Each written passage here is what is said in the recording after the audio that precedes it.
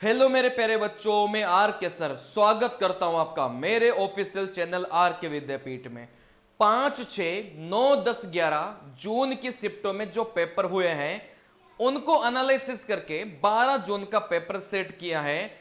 अगर जिस भी बच्चे का पेपर 12 जून या फिर उसके बाद में है, इस वीडियो को आप लोग जरूर देखिएगा। बहुत जबरदस्त फायदा आपको यहां से मिलेगा। आपको ऐसा लगेगा कि सेम टू सेम सवाल आपके पेपर में छपे हैं, ठीक है ना।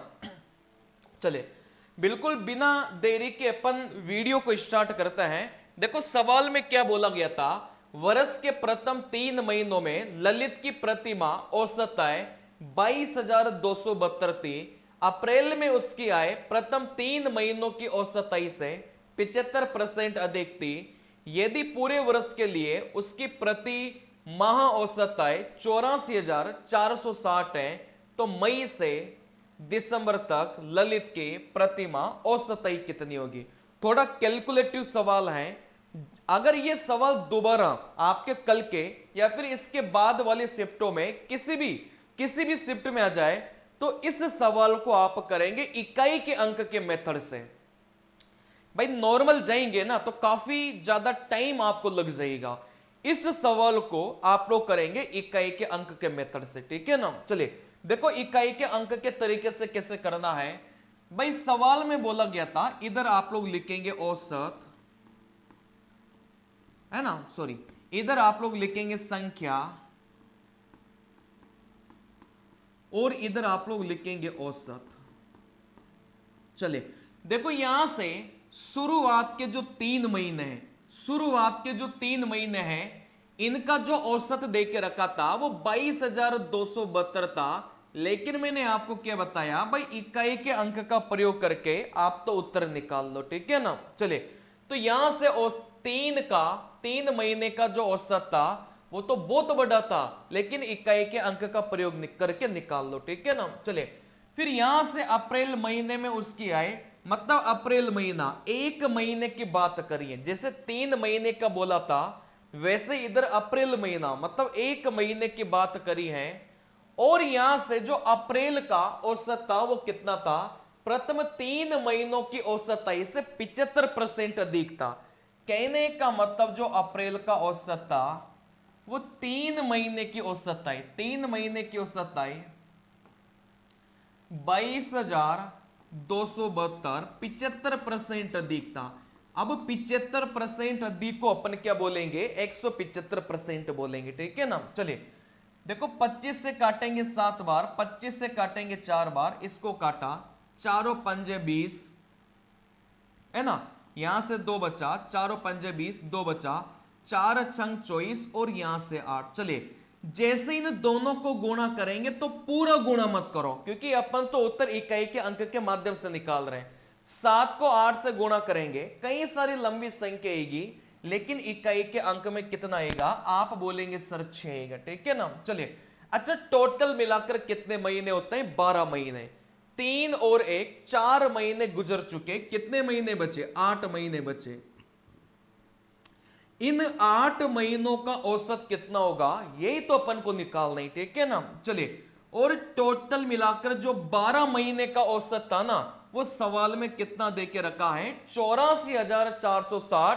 तो मैंने आपको क्या सिखाया, भाई अपन तो उत्तर इकाई के अंक से निकाल रहे थे। तो यहां से 12 महीने का औसत तो इतना था, लेकिन इकाई के अंक में कितना था, यहां पर आप बोलेंगे 0 था, ठीक है ना। अब देखो कुछ नहीं करना, आप बोलेंगे सर योग को योग के बराबर कर लो। जैसे इन दोनों को गुणा करने से योग मिलेगा 6, इन दोनों को गुणा करने से योग मिलेगा 6, इन दोनों को गुणा करने से योग मिलेगा 8 इंटू एक्स, इन दोनों को गुणा करने से योग मिलेगा, आप बोलेंगे 0 मिलेगा। भाई 6 और 6 कितना होगा, 12 होगा, ठीक है ना। 6 और 6 12 होगा। लेकिन मैंने क्या बताया, भाई आपको तो इकाई के अंक का प्रयोग करना है ना, तो 12 क्यों लिखेंगे, 12 का 2 ही लिखो बस, ठीक है ना। जैसे ही आप बोलेंगे सर इस 2 को उधर लेकर जाओ, तो ये किसका हो जाएगा बेटा, माइनस का हो जाएगा। अब 0 में से 2 तो घटा नहीं सकते, तो अपन क्या करते थे, आपको अगर इकाई के अंक का कॉन्सेप्ट पता होगा तो अपन क्या करते थे भाई, 0 में से 2 नहीं घटा सकते तो एक उदाहरण लेते थे। तो यहां पर हमेशा ही एक ही उदाहरण लिया जाता है, ठीक है ना। कहने का मतलब इधर वाली संख्या से उदाहरण लेंगे तो यहां से एक ही उदाहरण लिया जाता है। यह बात आपने इकाई के अंक निकालते समय भी पढ़ी होगी, ठीक है ना। तो यहां से आप लोग बोल सकते हैं भाई 8x बराबर कितना हो गया, 8 हो गया। अब यहां से आप लोग ऐसे मत काटना, जब इकाई के अंक का प्रयोग करते हैं तो आप डायरेक्ट यहां से काट के एक उत्तर दोगे तो फिर आपका क्या हो जाएगा, गलत हो जाएगा। ऐसा नहीं करेंगे, ठीक है ना। चलिए, यहां तक पहुंचने के बाद में आप डायरेक्ट ऐसे नहीं करेंगे, आप प्लस माइनस तो कर सकते हैं लेकिन डायरेक्ट आप ऐसे भाग नहीं दे सकते, ठीक है ना। चलिए, अब यहां से अपन को क्या निकालना था, अपन को तो x का मान निकालना था। कहने का मतलब x का मान अपन को निकालना था तो x की सारी वैल्यू अपनी आंखों के सामने है। लेकिन ये जो x का मान अपन को निकालना था ये एक इकाई का अंक है, क्योंकि यहां से अपन ने पूरे सवाल में बस इकाई के अंक का प्रयोग किए, ठीक है ना। तो एक बार x का मान 3 रखो। देखो यहां से 8 गुणा 3 कितना होगा, 24। और अपन को इकाई के अंक में कितना चाहिए था, अपन को 8 चाहिए था। कहने का मतलब आप बोलेंगे सर ये गलत हो जाएगा। वैसे यहां पर आप लोग x का मान 6 रखेंगे, 8 इंटू 6 48। इकाई के अंक में 48 में कितना रहेगा भाई, 8 रहेगा। और अपन को कितना चाहिए था, 8 ही चाहिए था। कहने का मतलब अपना जो करेक्ट उत्तर है वो कितना हो जाएगा बेटा, यहां से 2 हो जाएगा, ठीक है ना। तो जब भी दोबारा ये सवाल आपके पेपर में आए, और आएगा, आ चुका है अभी, ये जो शिफ्ट हुई है ना आपके 9-10 तारीख को, उनमें ऑलरेडी आ चुका है, ठीक है ना। चलिए वापिस से रिपीट हो जाए तो इकाई के अंक का प्रयोग करके ही आप लोग क्या निकालेंगे, उत्तर निकालेंगे। नहीं तो इस सवाल में बहुत बड़ी कैलकुलेशन होगी। सवाल तो आसान था लेकिन कैलकुलेशन आपकी बड़ी होगी, ठीक है ना। अगले सवाल पर अपन चलेंगे। बेटा अगला सवाल क्या बोलेगा, अगला सवाल अपन को बोलेगा यदि 1136 मीटर लंबी एक रेलगाड़ी किसी खंबे को 71 सेकंड में पार करती है तो रेलगाड़ी द्वारा 656 मीटर लंबे प्लेटफॉर्म को पार करने में लिया गया समय कितना होगा। चलिए, अब ऐसे सवाल मैंने जब क्लास में करवाता हूं, रेगुलर क्लास है उसमें बहुत करवाता हूं, ठीक है ना। आपको क्या करना है, जब भी रेलगाड़ी किसी 2 को पार करेगी, सिखाया था मैंने, जब भी रेलगाड़ी किसी 2 को पार करेगी तो आप कौन सा वाला तरीका लगाएंगे। आप बेटा कुछ नहीं करना, आपको यहां से कुछ नहीं करना, चाल को किसके बराबर करना है, चाल के बराबर करना है, ठीक है ना। जब भी रेलगाड़ी किसी 2 को पार करती है ना तो हमेशा चाल को अपन क्या करेंगे, बराबर करेंगे। भाई चाल कुछ नहीं होता, दूरी बटे में यहां से समय होता है, पूरा लिख लिख के बता रहा हूं, ठीक है ना। यहां से दूरी बटे में यहां से समय होता है। भाई यहां पर क्या था, एक ये जो रेलगाड़ी थी 1136 मीटर, ये एक बार तो खंबे को पार करती है। मतलब यहां पर जो चाल अपन लेंगे वो खंबे के अकॉर्डिंग लेंगे, ठीक है ना। चलिए, और यहां से खंबे को पार करने में 71 सेकेंड, तो समय अपन को 71 दे के रखा है। फिर यहां से ये जो रेलगाड़ी है, फिर यहां से ये जो रेलगाड़ी है वो 656 मीटर लंबे प्लेटफॉर्म को पार करेगी। मतलब ये जो चाल अपन लेंगे ये किसकी लेंगे, ये प्लेटफॉर्म की लेंगे। और इस प्लेटफॉर्म को पार करने में कितना समय लेगा ये अपन से पूछा गया है, ठीक है ना। अच्छा, जो रेलगाड़ी थी उसकी जो लंबाई है वो कितनी है, आप बोलेंगे 1136 है। अब रेलगाड़ी वाले सवालों में आपको ये तो पता होगा कि दूरियां हमेशा जुड़ेगी। अच्छा, जो खंबा होता है ना उसकी दूरी तो क्या होती है भाई, 0 होती है। खंबे की दूरी तो 0 होती है, तो यहां से दूरी में क्या जाएगा भाई, यहां से दूरी में क्या जाएगा, 1136 जो रेलगाड़ी की लंबाई थी उसको किसकी लंबाई से जोड़ेंगे, खंबे की लंबाई से जोड़ेंगे। लेकिन खंबे की लंबाई क्या होती है, 0 होती है, ठीक है ना। तो 1136 को खंबे की लंबाई से जोड़ेंगे तो आप बोलेंगे सर 1136 ही रहेगा, मतलब दूरी बराबर 1136 और यहां से समय कितना दे के रखा था, 71 दे के रखा था बराबर में। चलिए अब यहां से ये जो रेलगाड़ी की लंबाई है वो अपन को किसके साथ जोड़ना पड़ेगा, प्लेटफॉर्म की लंबाई के साथ में, क्योंकि दूरियां हमेशा जुड़ती हैं, ठीक है ना। तो इस दूरी के स्थान पर क्या आएगा भाई, रेलगाड़ी की लंबाई को प्लेटफॉर्म की लंबाई के साथ जोड़ो। भाई रेलगाड़ी को खंबे की लंबाई के साथ जोड़ा तो 1136 से बना, रेलगाड़ी की लंबाई को प्लेटफॉर्म की लंबाई के साथ जोड़ेंगे तो 1136 प्लेटफॉर्म की लंबाई 656, आप बोलेंगे सर यहां से कितना मिलेगा, 1792 मिलेगा, ठीक है ना। और इसका समय अपन को निकालना था तो समय की जगह क्या रख दिया बेटा, टी रख दिया, ठीक है ना। चलिए देखो यहां से अपन बात करेंगे, भाई यहां से काट लो, कितनी बार कटेगा भाई, 6 बार तो कटेगा नहीं, अगर 6 बार नहीं कटेगा तो ये कितनी बार कटेगा, 16 बार कटेगा फिर, ठीक है ना। चले देखो यहां से अपन काटेंगे 16 एकम 16, एक बच्चा 16 एकम 16, 3 बच्चा 2 यहां से, तो इस समय का जो मान है वो कितना निकल के जाएगा, 112 निकल के जाएगा। तो अपना जो करेक्ट उत्तर है वो कितना हो जाएगा बेटा, 112 हो जाएगा। क्या इसमें कोई समस्या है क्या, बताइए। इसमें आपको कोई भी समस्या है क्या, नहीं होनी चाहिए। अगला सवाल, अगले सवाल पर अपन चलेंगे कि 16 पुस्तकों का जो विक्रय मूल्य है वो 12 वस्तुओं के क्रय मूल्य के बराबर है, लाभ या हानि परसेंट ज्ञात करिए। लगभग हर शिफ्ट में ऐसा सवाल देखा जा रहा है, ठीक है ना।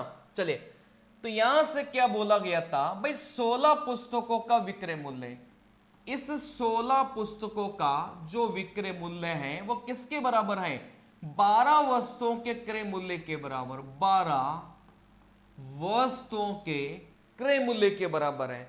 16 वस्तुओं का विक्रय मूल्य 12 वस्तुओं के क्रय मूल्य के बराबर है। चलिए अब यहां से आप लोग सबसे पहले क्या निकालेंगे भाई, क्रय मूल्य और विक्रय मूल्य में अपन क्या निकालेंगे, अनुपात निकालेंगे। कैसे निकालेंगे, जब भी बराबर बराबर होता है तो उल्टा देखा जाता है। विक्रय मूल्य तो आप बोलेंगे सर 12, और यहां से क्रय मूल्य कितना हो गया भाई, यहां से कितना हो गया, आप बोलेंगे 16 हो गया।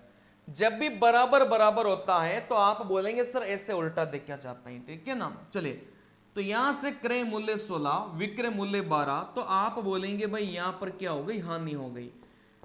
देखो यहां से हानि कितने की हो गई, 16 में खरीदा 12 में बेचा तो 4 की हानि हो गई।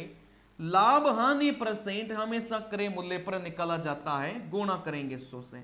4 इसको काटेगा 4 बार, 100 में 4 का भाग देंगे 25%, तो 25% की क्या निकल के आ गई बेटा, हानि निकल के आ गई। आसान सा सवाल था, ठीक है ना। चलिए देखो यहां से अगले सवाल पर अपन चलेंगे। किसी वॉशिंग मशीन का अंकित मूल्य 41,000 है, इसे 12% और 30% की दो क्रमिक छूट पर एक खुदरा विक्रेता को बेचा गया।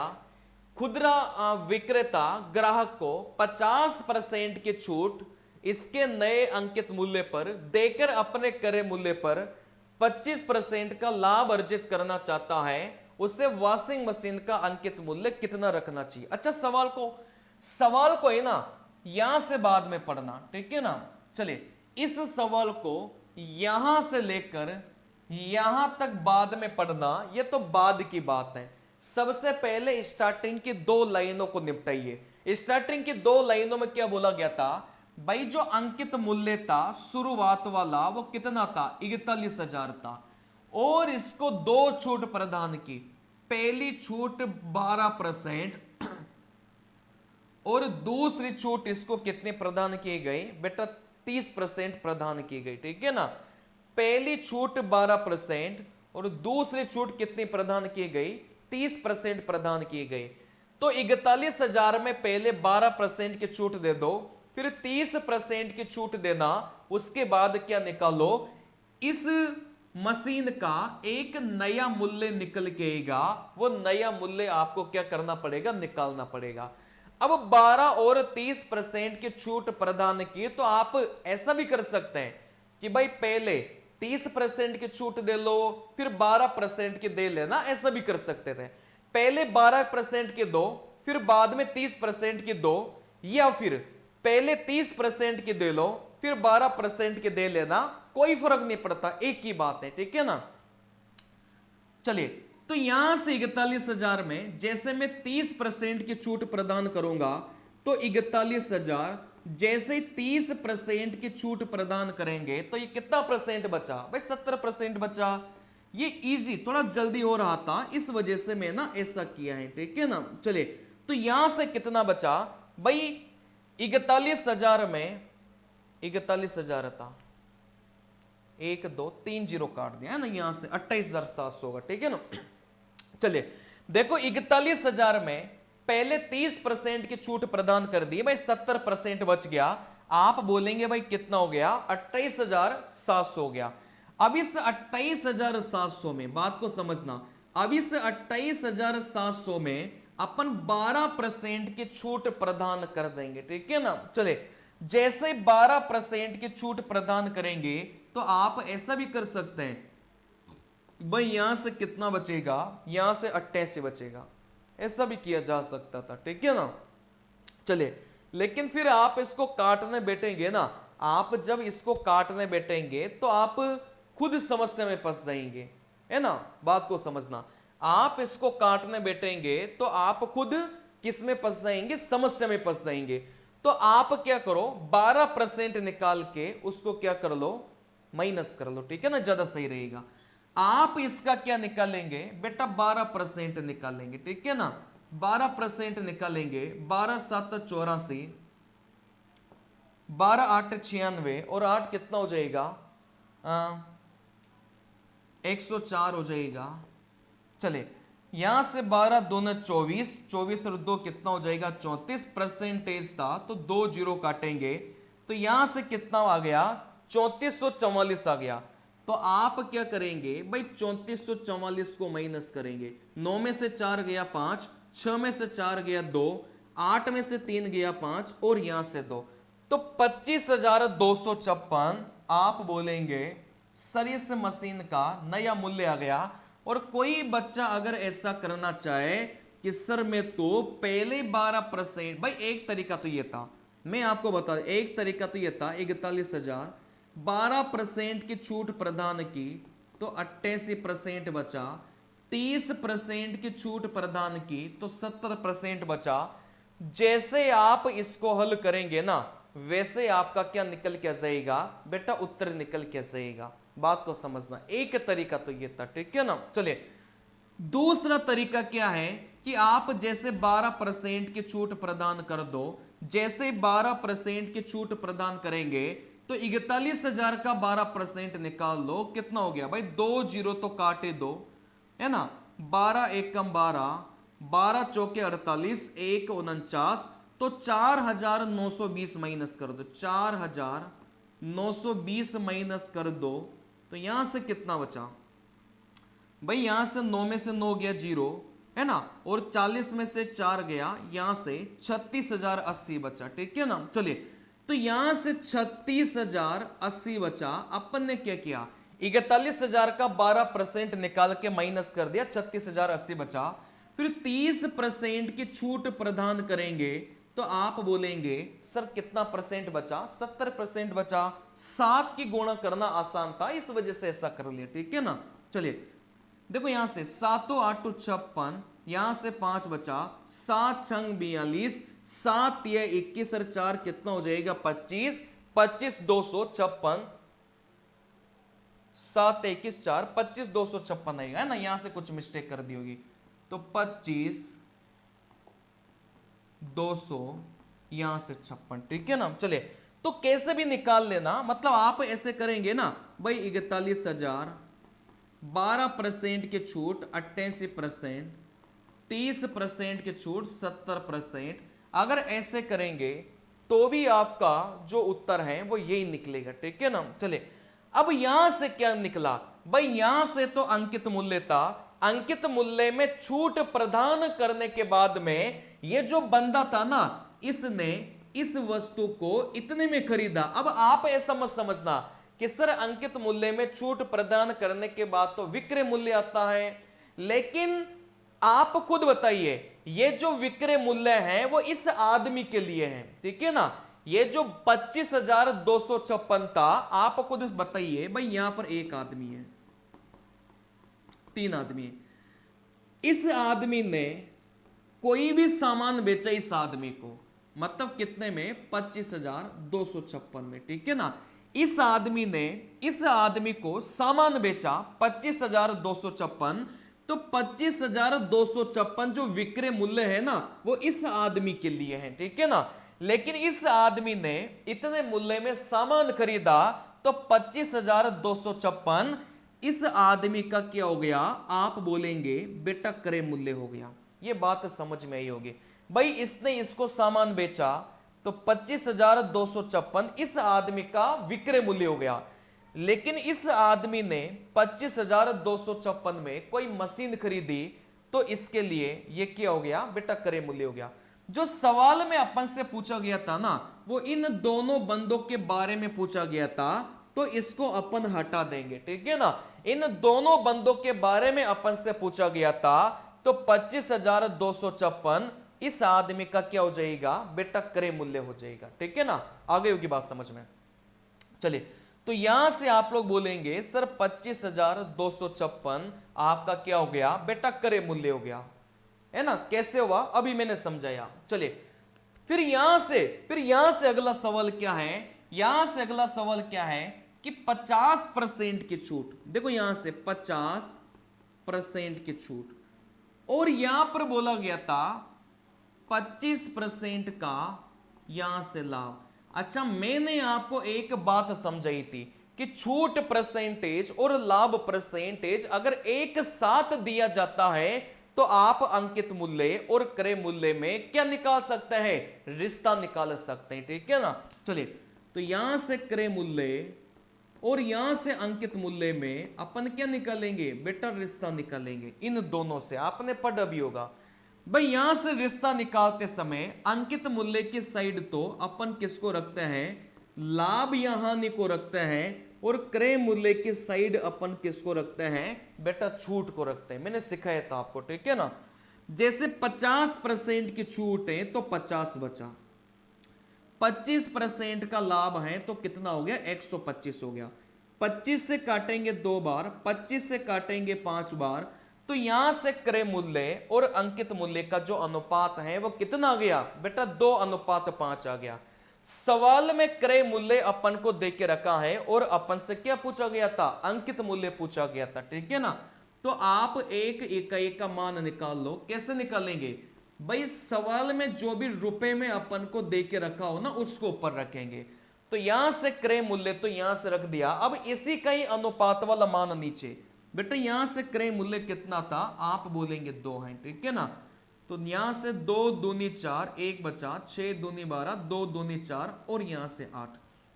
चलिए, एक इकाई का मान वो आ गया। अब जिसका अपन को मान निकालना है उसकी गुणा किससे करेंगे, आप बोलेंगे सर यहां से 5 से करेंगे। क्या ये बात क्लियर है क्या आप। चलिए देखो, यहां से अपन जैसे स्कूल करेंगे, 8 5 40, 8 दूनी 16, और 4 कितना हो जाएगा, आप बोलेंगे 20, 6 पंजे का 30, और 2 कितना हो जाएगा, आप बोलेंगे 32, 12 पंजो 60, और 3 कितना हो जाएगा 63, 63,200 इस वस्तु का क्या गया, आप बोलेंगे कुछ मिस्टेक की है क्या। 8 पंजे 40, 4 हासिल का, 5 दूनी 10, ओके ओके। 8 पंजे 40 है ना, 4 हासिल का, 5 दूनी 10, और 4 कितना हो जाएगा 14, 6 पंजे का 30, और कितना हो जाएगा 31, 12 पंजे 60 है ना, 12 पंजे 60, और 3 कितना हो जाएगा, यहां से 63 हो जाएगा, ठीक है ना। चलिए, तो यहां से आप लोग बोलेंगे भाई 63,140 इस सवाल का क्या जाएगा, अंकित मूल्य आ जाएगा। देखो, मैं अभी इस सवाल को वैसे भी समझाऊंगा भाई पेपर में करना कैसे है, अभी मैं आपको पूरा सिखा रहा हूं। सबसे पहले आप लोग 2 छूट प्रदान करके ये मूल्य निकालेंगे, तो ये मूल्य उस आदमी का क्या आ गया भाई, क्रय मूल्य आ गया।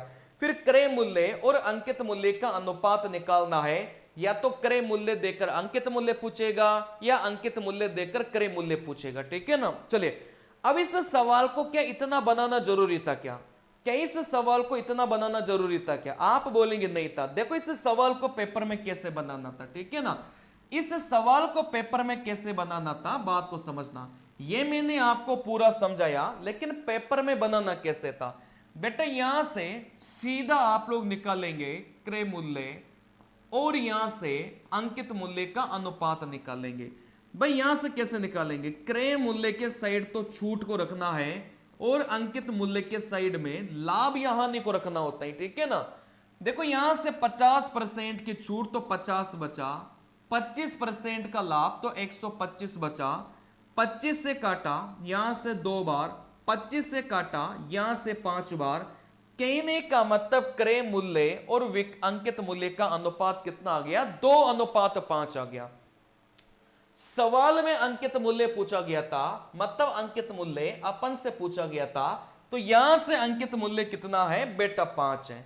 अब यहां से इस 5 का मतलब क्या हुआ कि अंकित मूल्य अपना वह ऑप्शन होगा, बात को समझना, अंकित मूल्य अपना वह ऑप्शन होगा जिसमें किसका भाग जा रहा होगा? 5 का भाग जा रहा होगा।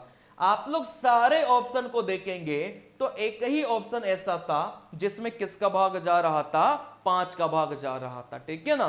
चले भाई अंकित मूल्य का अनुपात 5 है, इससे क्या समझे भाई? अपना उत्तर वो ऑप्शन होगा जिसमें किसका भाग जाएगा? 5 का भाग जाएगा। तो 5 का भाग 4 ऑप्शन में एक में जा रहा था, तो फिर अपना उत्तर क्या हो जाएगा? यहां से ऑप्शन नंबर 4 हो जाएगा।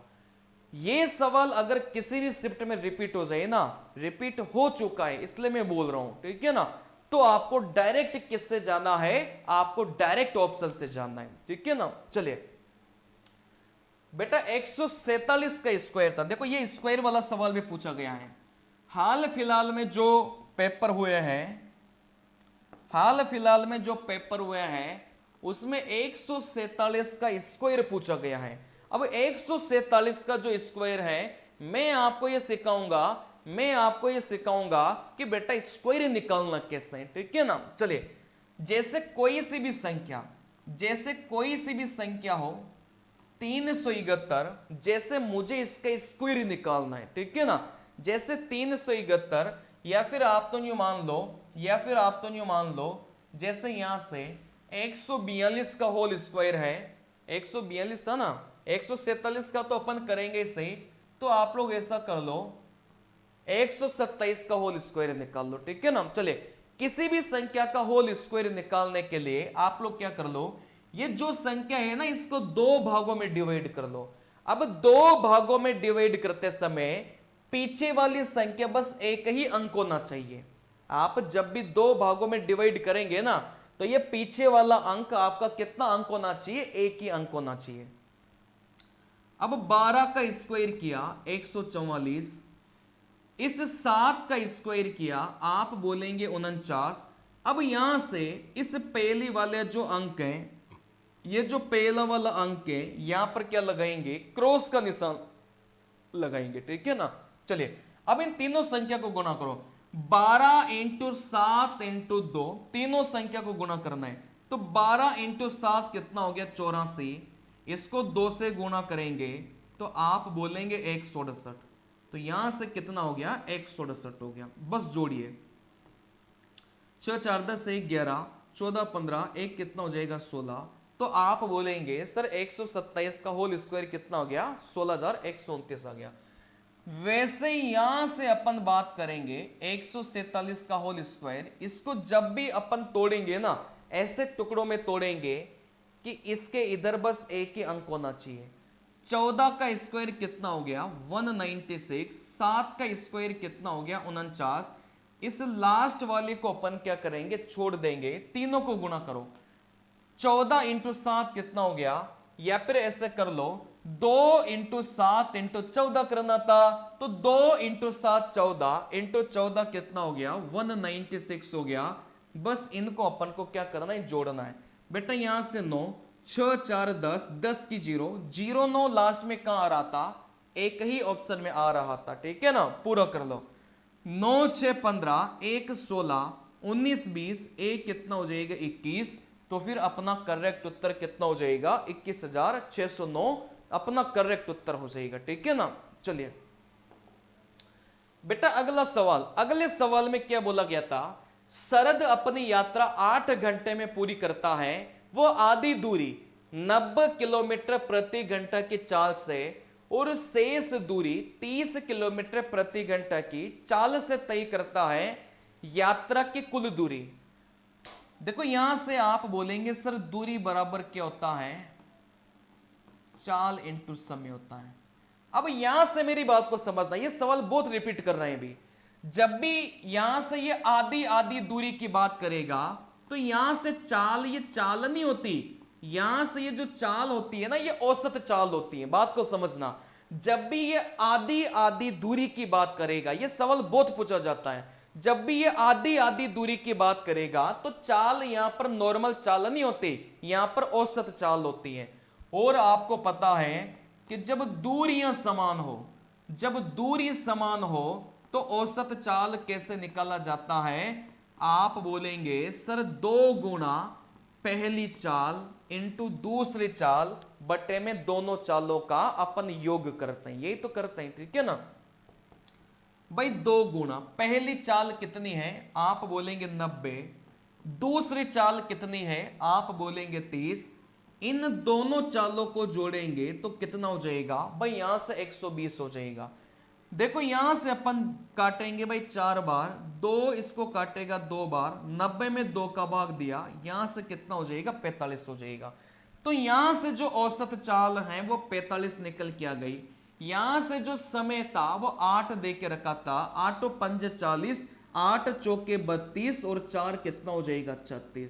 तो यहां से अपनी जो दूरी है वो मेरे प्यारे लाले कितनी निकल के आ गई, 360 निकल के आ गई। बार बार पूछा जा रहा है, जब भी पेपर में ये सवाल दोबारा रिपीट कर जाए, सीधा औसत चाल निकाल लो, फिर औसत चाल को समय से गुणा करेंगे ना, तो यहां से अपन को क्या मिल जाएगा भाई, यहां से यात्रा की कुल दूरी अपन को मिल जाएगी। ठीक है ना। चलिए अगला सवाल, यदि 76 और 38 का तृतीय अनुपाती x हो, x का मान, अब मैं आपको तरीका सिखा रहा हूं। ठीक है ना। चलिए कोई सी भी संख्या हो, कोई सी भी संख्या हो, चाहे आपसे तृतीय अनुपाती पूछा जाए, चाहे आपसे द्वितीय अनुपाती पूछा जाए, चाहे आपसे चतुर्थ अनुपाती पूछा जाए, कोई फर्क नहीं पड़ता भाई। तृतीय अनुपाती आपको बोला गया था भाई यहां से x है, और नहीं भी दिया गया हो ना भाई यहां से x है, तो भी कोई फर्क नहीं पड़ेगा। देखो यहां से मैं आपको समझा रहा हूं, जैसे मैं आपको यहां से बोलूं भाई 5 7 का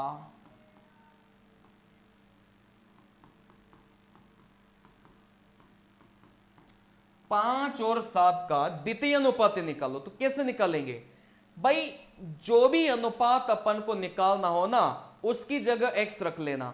जैसे द्वितीय अनुपाती, द्वितीय अनुपाती निकालना था तो दूसरे स्थान पर क्या रखेंगे, x रखेंगे भाई। पहले स्थान पर तो 5 था, लेकिन यहां से दूसरे स्थान पर अपन क्या रखेंगे बेटा, x रखेंगे। तो ये बन गया 5x और कितना बन गया, आप बोलेंगे 7 बन गया। आई बात समझ में, अरे आ गई। चलिए अब यहां से अपन को क्या करना है, यहां से अपन को क्या करना है बेटा, 2 के जोड़े अपन को लेने। ठीक है ना। यहां से अपन को क्या करना है बेटा, 2 के जोड़े अपन को लेना है। 2 के जोड़े बनाने के लिए अपने पास में कितनी संख्या होना जरूरी था, 4 संख्या होना जरूरी था, क्योंकि 2 का जोड़ा बनाएंगे तो 2 आगे की और 2 पीछे की। ठीक है ना। चलिए तो यहां से देखो अपन को कुछ नहीं करना, ये जो बीच वाली संख्या है ना इसको 2 बार लिख दो, तो फिर ये कितनी संख्या बन जाएगी, 4 संख्या बन जाएगी। बीच वाली संख्या को हमेशा 2 बार लिखना है। जैसे बीच वाली संख्या को हमेशा ही बीच वाली को लिखना है, जैसे बीच वाली संख्या को 2 बार लिखेंगे तो ये टोटल मिलाकर 4 संख्या हो गई। अब आप क्या कर सकते हैं, जोड़े बना सकते हैं भाई, 2 के जोड़े। ठीक है ना। चलिए लेकिन अपना उत्तर कैसे निकालेंगे, बाहर बाहर वाले को गुणा कर लो, अंदर अंदर वाले को गुणा कर लो। बाहर बाहर वाले को गुणा करेंगे 35, अंदर अंदर वाले को गुणा करेंगे एक्स स्क्वायर, तो इस एक्स स्क्वायर का मान कितना आ गया बेटा, यहां से 35 निकल के आ गया, ठीक है ना। चलिए यही सेम कॉन्सेप्ट लगाना है भाई, दो संख्या दे के रखा था, तृतीय अनुपाती निकालना था, तो मैंने क्या सिखाया भाई, जो भी अनुपात आपको निकालना हो उसको उसकी जगह पर रख लो। तृतीय अनुपाती निकालना था तो तीसरे स्थान पर x लगा लो भाई, 1 2, और यहां से तीसरे स्थान पर अपन क्या लगा लेंगे बेटा, x लगा लेंगे, जो भी निकालना हो। जैसे तृतीय अनुपाती निकालना था तो तीसरे स्थान पर x लिख लो। अब अगर तीन ही संख्या है ना भाई, चार संख्या होती है ना ऑलरेडी, तो कोई फर्क नहीं पड़ता, लेकिन अगर तीन ही संख्या है तो बीच वाली संख्या को आप लोग डबल बार लिख लो, बीच वाली संख्या को आप लोग हमेशा 2 बार लिख लो, फिर बाहर बाहर वाले को गुणा कर लो 76x, अंदर अंदर वाले को गुणा कर लो, गुणा करते समय गुणा मत करना, 38 गुणा 38 ही लिख लेना, ठीक है ना। चलिए 38 76 को काटेगा 2 बार, 2 38 को काटेगा 19 बार, तो यहां से x का मान कितना निकल के आ गया मेरे प्यारे लाले, 19 निकल के आ गया। तो ये कॉन्सेप्ट आपको लगाना है, दोबारा ये सवाल रिपीट करे तो, ठीक है ना। चलिए अगले सवाल पर अपन चलेंगे, वह एक अंक की सबसे छोटी संख्या बताइए जिसे 6 अंकों की संख्या में जोड़ने पर 11 से पूर्णतः विभाजित हो जाए। चलिए देखो ऐसा सवाल आपके पेपर में बहुत आएगा, करना कैसे है, ठीक है ना। जो भी संख्या अपन को दे के रखा हो, अपन उसमें किसका भाग देंगे, अपन उसमें 11 का भाग देंगे, ठीक है ना। भाई यहां पर 11 भी आ सकता है, यहां पर 75 भी आ सकता है, यहां पर 79 भी आ सकता है, कुछ भी आ सकता है, ठीक है ना। 11 का भाग दो, कितनी बार भाग जाएगा उससे मतलब नहीं है, अपन को तो लास्ट में कितना शेषफल बचेगा उससे मतलब होता है, ठीक है ना। 11 8 88, कितना बचा 3 बचा, 0 को उतारो, 11 दूनी 22, आप बोलेंगे सर यहां से 8 बचा, 3 को उतारो, 11 7 77, बेटा कितना बचा, आप बोलेंगे सर यहां से अपने पास में कितना बचा, यहां से 6 बचा, ठीक है ना। चलिए 0 उतारो, 11 5 55, यहां से 5 बचा, 0 उतारो, 11 चौके कितना हो जाएगा, आप बोलेंगे 1 मिनट,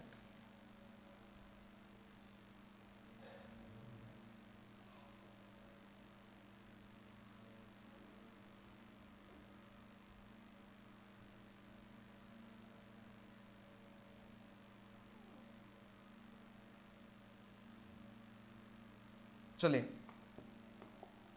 देखो यहां से 11 चौके 44, आप बोलेंगे भाई कितना शेष बचा, 6 शेष बचा। अब यहां से बात को समझना, अपना उत्तर ये शेषफल नहीं होता, हमेशा ध्यान रखना, ठीक है ना। जब भी यहां से जोड़ने की बात करेगा, हमेशा ध्यान रखना, ये सवाल बार बार पूछा जाता है, जब भी यहां से जोड़ने की बात करेगा तो आपका जो उत्तर होता है ना वो शेषफल नहीं होता, आपका उत्तर अंतर होता है। किस किस का अंतर, यहां से लिख लो भाई, आपका जो अंतर होता है वो भाग है ना, भाजक और शेषफल का अंतर होता है, ठीक है ना। चलिए जब भी सवाल में जोड़ने की बात करेगा, जैसे बोला है ना भाई कितना जोड़े, तो जब भी सवाल में जोड़ने की बात करेगा तो आपका उत्तर अंतर होता है, भाजक और शेषफल का अंतर। भाजक तो आपका ये हो गया 11, शेषफल आपका 6 हो गया, मतलब इन दोनों का अंतर होता है, तो इन दोनों का अंतर 5 आ गया, तो इस सवाल का करेक्ट उत्तर कितना हो जाएगा बेटा, 5 हो जाएगा, ठीक है ना। ये मैंने आपको पूरा तरीका बताया, ठीक है ना, ये मैंने आपको पूरा तरीका बताया भाई, पेपर में कोई सा भी सवाल आ जाए आप लोग ऐसे बना सकते हैं। अब चाहो तो इस सवाल को ऑप्शन से ही बना सकते हैं, देखो 910, लेकिन मैंने आपको वो तरीका बताया भाई 11 नहीं भी आए ना, कोई सी भी संख्या है, करना कैसा है। देखो स्टार्टिंग वाले ऑप्शन को अपन जोड़ेंगे, आप बोलेंगे सर यहां से 5, चलिए 5 जोड़ने के बाद में क्या इस संख्या में 11 का भाग जा रहा है क्या, आप देख लेना या फिर 11 से भाजकता के नियम का प्रयोग कर लेना, वही एक संख्या छोड़कर दूसरी संख्या वाला, ठीक है ना। तो यहां से बोलेंगे सर इसमें भाग जा रहा था, तो फिर अपना उत्तर कितना हो जाएगा भाई, यहां से 5 हो जाएगा, ठीक है ना। लेकिन मैं आपको यही राय दूंगा भाई, ऐसे मत करना नहीं तो फंस जाएंगे आप लोग। आप तो यहां से 11 का भाग देना, जैसे ही 11 का भाग देंगे तो शेषफल कितना बचेगा, 5 बचेगा। जब भी जोड़ने की बात करेगा, जब भी जोड़ने की बात करेगा तो अपना उत्तर क्या होगा, जिससे आपने भाग दिया जितना शेषफल बचा उन दोनों का यहां से अंतर होगा, शेषफल 6 बचेगा, ठीक है ना।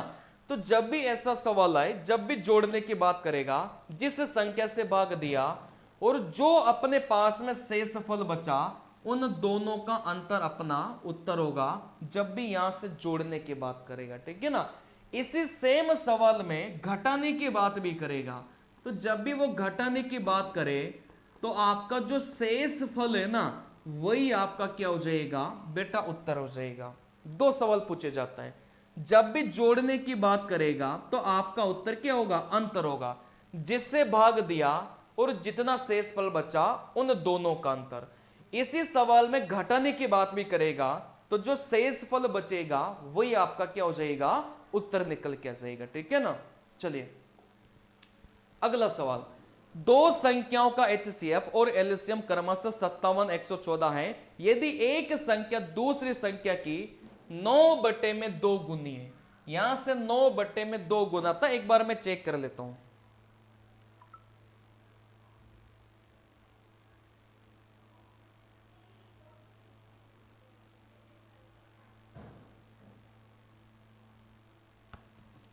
बिल्कुल देखो, यहां से 9/2 गुना था, यहां से लिख लो।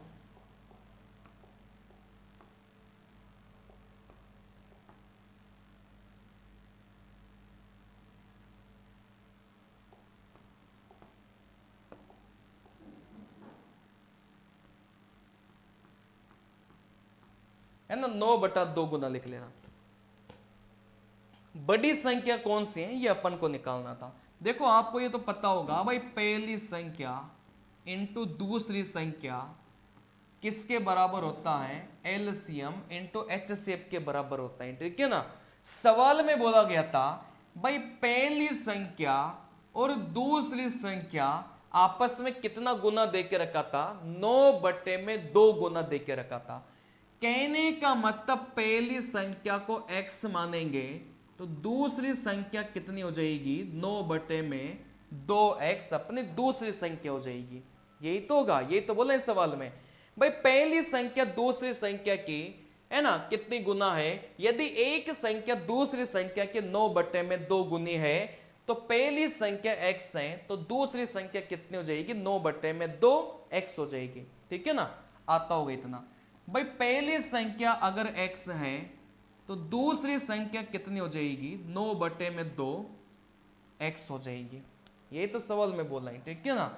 यहां से जो एलसीएम है वो आप बोलेंगे सर यहां से 114 और यहां से जो HCF है वो आप बोलेंगे भाई कितना है, यहां से 57 है, ठीक है ना। बस यहां से हल कर लो। चलिए जैसे हल करेंगे बेटा, 3 से काट लो, 3 3 9, 3 से काटेंगे कितनी बार गया, 19 बार गया, ठीक है ना। चलिए वापस से आप बोलेंगे सर 3 से काट लो, 3 3 9, यहां से 2 बचा, 8 3 24, अपने पास में कितना हो गया है ना, यहां से अपने पास में ये हो गया। चलिए यहां से x को x से गुणा किया, x²। देखो यहां से बट्टे में 2 था, आप इसको गुणा मत करना, आप लोग इसको ऐसे ही लिख लो, ठीक है ना। जैसे इस 2 को आप इधर गुणा करेंगे तो यहां से 19 इंटू 2 कितना हो जाएगा, आप बोलेंगे सर 38 हो जाएगा, ठीक है ना। 19 इंटू 2 कितना हो जाएगा, आप बोलेंगे सर यहां से 38 हो जाएगा। अगर x² बराबर 38 गुणा 38 है तो x का मान कितना हो जाएगा, 38 हो जाएगा। ये तो पता होगा ना भाई, x² बराबर 5 इंटू 5 है तो x का मान कितना हो जाता है, 5 हो जाता है। भाई 2 बार गुणा में है ना, तो रूट के बार कितनी बार आएगा, एक बार आएगा। x² बराबर 38 गुणा 38 है तो जैसे अपन रूट लेंगे वैसे एक बार आ जाएगा, 38 बचेगा। अब यहां से पहली संख्या तो 38 हो गई, दूसरी संख्या कितनी हो गई 9/2 और यहां से 38, ठीक है ना। जैसे आप इसको काटेंगे कितने बार कटेगा 19 बार कटेगा। 19 नाम का कितना होता है 171। तो आप बोलेंगे सर छोटी संख्या तो 38 और बड़ी संख्या कितनी हो जाएगी 171। तो इस सवाल का करेक्ट उत्तर कितना हो जाएगा 171 हो जाएगा, ठीक है ना। मुझे नहीं लगता कि इस लेवल पर जब आपका पेपर कली है इस बात को नहीं समझ पाए होंगे, ठीक है ना। चलिए बाकी नॉर्मल क्लासेस में तो मैं इतना बढ़िया से समझाता हूं ना कि बच्चे को डाउट ही नहीं होता, लेकिन जब कल आपका पेपर है तो मुझे नहीं लगता कि आप बिल्कुल जीरो लेवल पर होंगे। फर्नीचर की 3 वस्तुओं का औसत, बेटा 3 वस्तुओं का जो औसत है ना वो कितना दे के रखा है 15,915 दे के रखा है। तो आप मुझे योग बता सकते हैं क्या। आप बोलेंगे सर औसत को जैसे ही संख्या से गुणा किया जाता है वैसे क्या निकलेगा बेटा योग निकलेगा, ठीक है ना। चलिए इनके मूल्यों का जो अनुपात है भाई पहली संख्या, दूसरी संख्या और तीसरी संख्या, इनके मूल्यों का जो अनुपात है वो 3, 5, 7 है।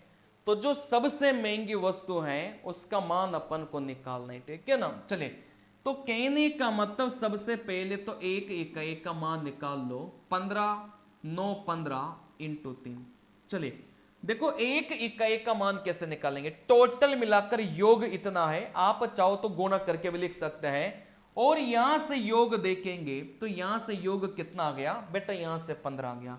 3 15 को काटेगा 5 बार, इसको काटिए 5 तिया 15, 5 एकम 5, 8 पंजे 40, 5 तिया 15। तो इस एक इकाई का मान कितना आ गया 3183 आ गया। अपन को सबसे बड़ा वाला निकालना था तो गुणा किससे करेंगे, आप बोलेंगे सर 7 से गुणा करेंगे, ठीक है ना। चलिए गुणा किससे करेंगे बेटा 7 से करेंगे। कुछ मिस्टेक आई है क्या। 15, 9, 15 3, 15, 9, 15 3, 7, 3, 10, 5, 15, 3 का काटा 5 बार, 5 तिया 15, 5 एकम 5, 4। ओके ओके यहां पर गलती की है, यहां पर काटने में गलती की है, ठीक है ना। चलिए तो यहां से काटने में मेरे से गलती हो गई, उसके लिए हम थोड़ा सा आपसे माफी चाहते हैं, ठीक है ना। देखो 3 इसको काटेगा 5 बार, अब काटिए देखो यहां से 5 तिया 15, 5 एकम 5, यहां से 4 बचा, 8 पंजे 40 और यहां से 3 31 तरह से। फिर भी यहां से यही तो आ रहा था। मैं एक बार ऑप्शन चेक कर लेता हूं, शायद ऑप्शनों में गलतियां हो।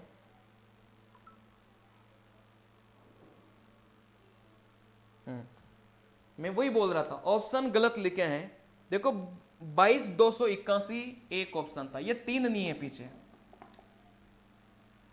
ये जो पीछे 3 है ना ये नहीं है, ये 3 नहीं लिखा।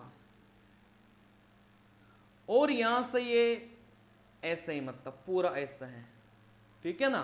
ये पूरा का पूरा 22,281 ऐसे ऑप्शन में था, ठीक है ना। चलिए तो यहां से आप लोग बोलेंगे सर एक इकाई का मान 31 तरह से आ गया, महंगी वाली वस्तु का निकालना था। बेटा महंगी वाली वस्तु आप बोलेंगे 7, जैसे 31 तरह से को 7 से गुणा करेंगे तो 2, 2, 2, 8, 1 आपका क्या जाएगा उत्तर आ जाएगा। और पूरा गुणा करने की जरूरत नहीं थी, 7 को 3 से गुणा किया, 7 या 21, इकाई के अंक में 1 है और इकाई के अंक में 1, एक ही ऑप्शन में था, तो अपना उत्तर क्या हो जाएगा ऑप्शन नंबर 2 हो जाएगा, ठीक है ना। चलिए अगले सवाल पर चलते हैं। निम्नलिखित में से कौन सा अनुपात सबसे छोटा है। बेटा यहां से मैं जो तरीका आपको बताऊंगा ना वो बहुत बढ़िया तरीका है। सबसे छोटा अपन को निकालना है,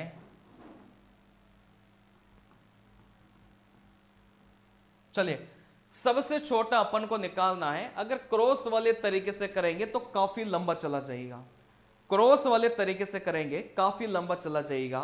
तो इसके लिए मैं आपको एक तरीका से कराऊं, भाई इनको आप लोग उल्टा कर दो, इनको आप लोग क्या करेंगे बेटा, यहां से क्या करेंगे आप लोग उल्टा कर दो, या फिर उल्टा नहीं करो ना तो सभी के पीछे आप लोग क्या लगा लो, एक एक जीरो लगा लो।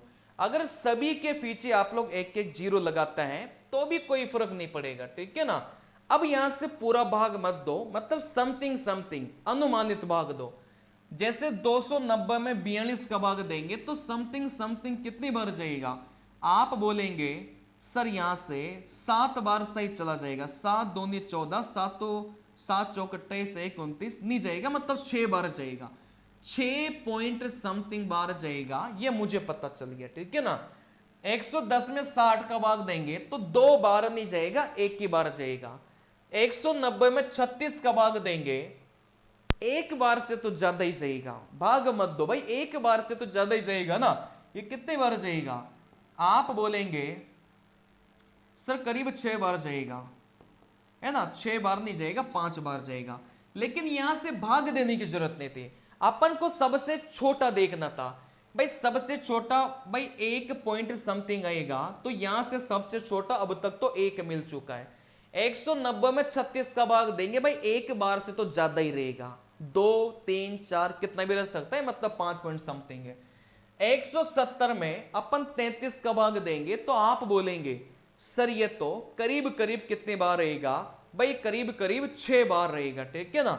जैसे आप लोग यहां से 6 करेंगे, 7 चंग 42, 6 बार नहीं रहेगा, सॉरी 33 में 6, 6 3 18, 6 3 18 19, 6 बार नहीं रहेगा, 5 बार रहेगा।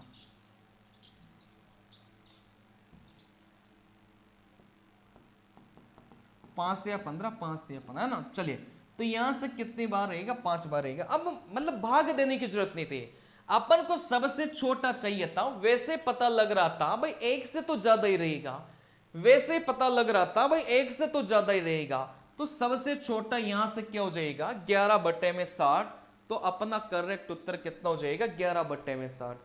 और ये दोनों 5 पॉइंट समथिंग 5 पॉइंट समथिंग है, तो सबसे बड़ा कौन सा हो जाएगा, आप बोलेंगे सर सबसे बड़ा तो ये हो गया, और यहां से सबसे छोटा आपका ये हो जाएगा।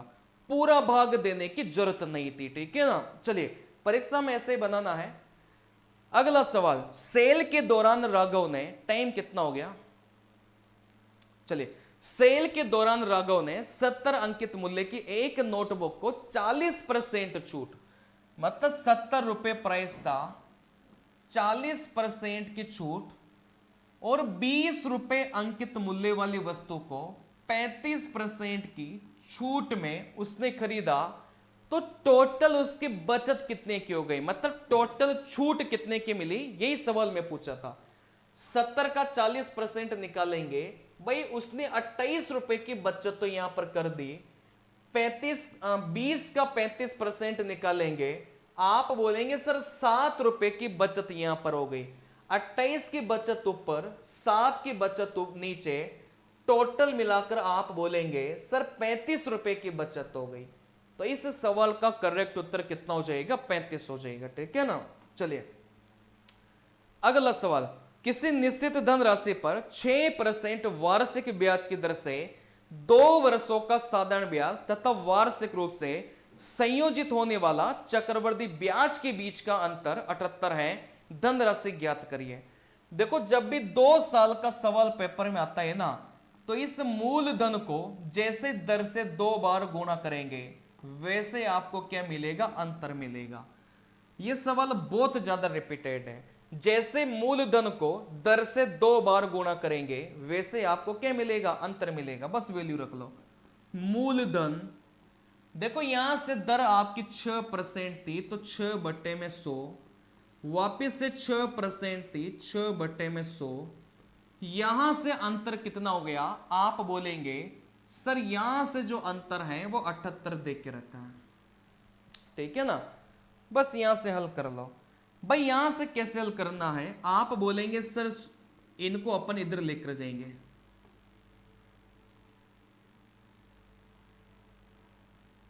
1 2 3 4, ठीक है ना। चलिए भाई नीचे 4 बिंदियां थी, इन 4 बिंदियों को अपन उधर लेकर चले गए, यही करेंगे अपन, ठीक है ना। चलिए फिर आप बोलेंगे सर 6 से काट लो, 6 से काटेंगे कितनी बार कटेगा, 6 एकम 6, 6 3 18, है ना। चलिए, तो यहां से मूलधन कितना हो जाएगा भाई 13, पीछे 4 बिंदियां, और इस 6 का भी अपन भाग देंगे, तो यहां से समथिंग समथिंग निकाल लो, कितना जाएगा 6 दूनी 12, 1 बचा, 6 एकम 6, 4 बचा, 6 चांग 36, कितना बचा 4, 6 और 6, मतलब समथिंग समथिंग इतना आएगा 21,666, 21,666, मतलब अपना क्या हो जाएगा ऑप्शन नंबर बी। ये जो आप पीछे 3 देख रहे हैं एक्चुअल में ये 3 नहीं था, ठीक है ना,